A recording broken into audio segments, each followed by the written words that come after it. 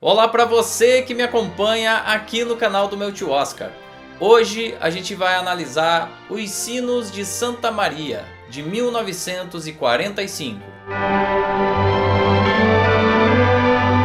Para quem acha que franquias e continuações são um fenômeno recente do cinema norte-americano, é bom lembrar que eles existem há pelo menos um século. Em 1925, por exemplo, O Filho do Zorro aproveitou a popularidade de Douglas Fairbanks e o sucesso de A Marca do Zorro, lançado meia década antes, para faturar alto nas bilheterias. E já que o assunto é o período do cinema mudo, pode-se dizer que os inúmeros curtas-metragens de Charles Chaplin com o personagem Carlitos são exemplos rudimentares do conceito de franquias cinematográficas. Um mesmo personagem, com características únicas e especiais, circulando em universos semelhantes ao longo de várias obras. Agora, quando se fala em Oscar, tanto as franquias quanto as continuações sempre tiveram dificuldades. Melodia da Broadway de 1936, que nós já analisamos por aqui, fazia parte de uma série de filmes musicais lançados ao longo daquela década e foi indicado ao Oscar na categoria principal em 1935. A história, no entanto, não estava diretamente ligada à produção original, que inclusive venceu o Oscar na temporada 1928/1929. Por isso, Os Sinos de Santa Maria é a primeira continuação indicada ao Oscar de melhor filme da história. I don't understand what you mean about Father Fogarty. I'll find out. I'll find out what?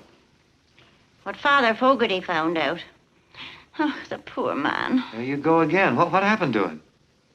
They took him away mumbling to himself in a wheelchair.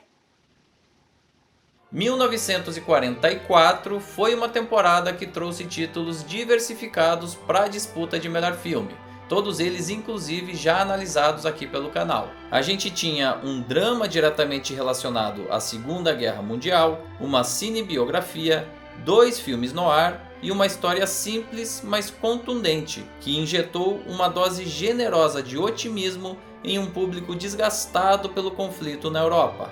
O filme vencedor daquele ano foi O Bom Pastor, sobre a história do padre O'Malley e a sua capacidade conciliadora em momentos adversos. O filme fez tanto sucesso com o público, com a crítica e também com a academia, que o próprio diretor Leo McCarey resolveu produzir uma continuação no ano seguinte. Volta à cena o popular sacerdote O'Malley, que dessa vez precisa conviver com a irmã Benedita enquanto eles discutem o futuro de uma escola católica que passa por profundas dificuldades financeiras. I guess we all had it better than these kids, didn't we? They haven't even got a place to play. That used to be our playground. Oh, over there where that is? Yes. We had to sell the ground. We needed money to fix our building. They were going to condemn it. Where'd you put the money? You'll be surprised, Father. O roteiro do filme é episódico, construído no modelo de mini-tramas. Sendo assim, não existe uma linha narrativa mestra que conduz todos os personagens em torno de um grande elemento comum. O filme, na verdade, desenvolve as suas cenas a partir de uma rivalidade saudável entre o padre O'Malley e a irmã Benedita em situações curtas, que se resolvem uma após a outra. Existe a questão do prédio que está sendo construído ao lado da escola, administrado pelo egoísta e mal-humorado Bogardus, um dos pontos de atenção da narrativa. Paralelo a isso, a história da menina Patrícia e seu ambiente familiar conflituoso, que a faz ter mais dificuldades escolares do que os seus colegas. Mas nenhuma dessas questões é central para o filme. Elas estão ali como suporte para a convivência entre os dois protagonistas. Essa coexistência pacífica já existia no filme original, sendo que a única diferença substancial é o fato da irmã Benedita ser menos teimosa do que o padre Fitzgibbon. Não existe rivalidade, e sim uma cooperação da dupla nos objetivos comuns da escola. E isso deixa o filme ainda mais leve do que o anterior. Oh, well, sister, we heard about your play and we prepared a little surprise for you. You know you can't have a Christmas play without Holy Night or a Dusty Fidelis. Oh, yes, yes. Do you mean there's no room in your play for Holy? Not in our play, Father. What? I'd certainly like to see a play like that. A escolha por uma dualidade de papéis com essa característica não foi acidental. Quem interpreta a irmã Benedita é Ingrid Bergman, uma das atrizes de maior prestígio naquela época.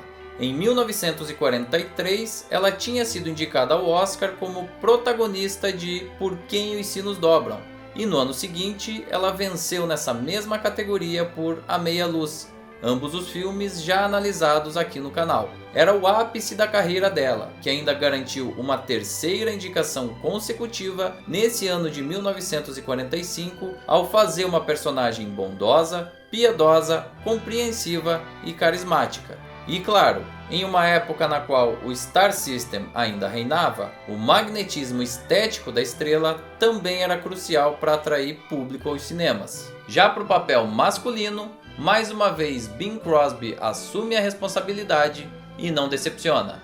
Ele era um dos artistas mais importantes daqueles anos e já tinha assegurado a sua estatueta de melhor ator justamente por O Bom Pastor. Charmoso, compreensivo e muito calmo, ele consegue personificar a maioria das virtudes esperadas de um sacerdote sem parecer artificial ou forçado.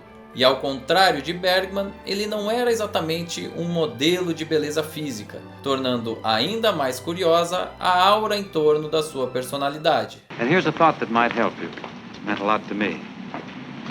I shall pass this way but once. If there's any good I can do for anyone, let me do it now and not put it off. For I shall not pass this way again. Oh, thank you, Father. God bless you. O filme tem algumas cenas memoráveis, todas elas relacionadas a virtudes cristãs ou momentos cômicos do enredo.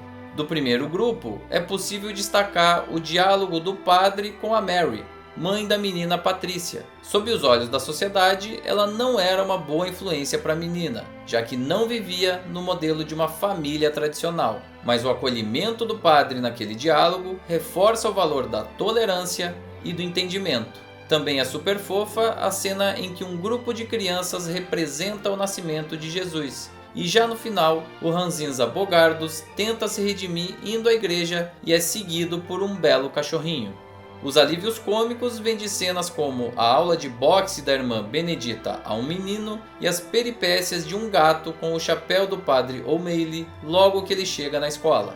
O principal objetivo desse filme não é surpreender o espectador pela linguagem, pelos personagens ou pela narrativa. Tudo aqui é construído para dar conforto a uma sociedade cansada de ouvir notícias ruins vindas da Segunda Guerra Mundial. A função evidente da história é transmitir uma mensagem de compreensão, conforto e otimismo, tendo como ferramentas principais os valores cristãos e a linguagem cinematográfica. Talvez por isso ele pareça pouco efetivo para os dias de hoje, mas funcionou perfeitamente lá em 1945. Oh, bells of St. Mary, we always will love you with your inspiration. We never will fail. Na época de lançamento, o filme foi um sucesso popular absoluto e se consolidou como uma das maiores bilheterias do ano. Mais do que isso, ele representou uma das maiores arrecadações da história da RKO. E se levados em conta os índices de inflação corrigidos desde a década de 1940, ele se colocaria facilmente entre as 100 maiores bilheterias de todos os tempos. Entre os críticos foi inevitável a comparação com a obra original, e eu destaco aqui as palavras de Bosley Crowther, colunista do The New York Times. Abre aspas. Embora seja um filme agradável e vencedor, falta o charme de seu antecessor. Fecha aspas. Eu compartilho dessa opinião por reconhecer as virtudes da obra e entender a relevância dela para a sociedade da época. Mas é inegável que o primeiro filme é bem mais acertado. What you're taking with you is not just what was in the books. That's important, but it isn't everything. What you are taking with you is what you have to give now to others. What the good sisters have taught you. I want to say right here that if any of you are ever in trouble, No matter what, you just dial O for O'Malley. Bing Crosby foi um dos maiores cantores norte-americanos de todos os tempos, e essa virtude dele foi muito explorada pelo filme. Ele empresta a bonita voz em diversas canções que são executadas ao longo da projeção, em uma época na qual era comum o uso desse recurso como ferramenta narrativa. Essas gravações foram posteriormente lançadas no mercado musical e chegaram a aparecer na lista das mais executadas do ano pelas rádios. Eu acho que todas funcionam bem, inclusive a indicada ao Oscar, Aren't You Glad You Are You? And when you wake up each morn, aren't you glad that you were born? Think what you've got the whole day through. Aren't you glad you're you?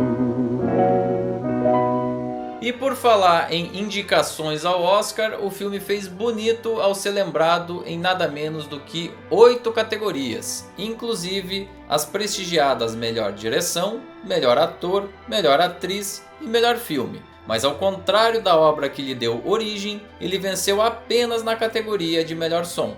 Os Sinos de Santa Maria certamente não têm o mesmo efeito narrativo de quase 8 décadas atrás, e carrega consigo uma visão exageradamente otimista das relações humanas. Mas uma análise mais lúcida da época de lançamento e dos valores de produção do cinema clássico norte-americano ajudam a entender as razões que levaram esse filme à parte de cima das bilheterias em 1945. Ingrid Bergman, Bing Crosby e O Bom Pastor são apenas parte dessa explicação, que envolve principalmente o ânimo social do pós-guerra. I'll get well quickly now. Of course you will, sister. Of course I will. And if you ever need anything, no matter what it is or wherever you happen to be, I know. I'll just dial O for O'Malley. E agora eu queria saber principalmente de você aí que já assistiu a O Bom Pastor e também a Os Sinos de Santa Maria. Qual é a sua opinião sobre essa primeira continuação indicada ao Oscar de melhor filme, hein? Faz o seguinte, deixa o seu recado aqui embaixo no espaço destinado aos comentários pelo próprio YouTube. Também não esquece de curtir, compartilhar o material, se inscrever no canal e ativar as notificações no sininho. A gente segue analisando todos os filmes indicados pela Academia na categoria principal em 1945 e o próximo título traz mais uma vez Ingrid Bergman, numa produção dirigida por Alfred Hitchcock. Quando Fala o Coração. Te espero aqui.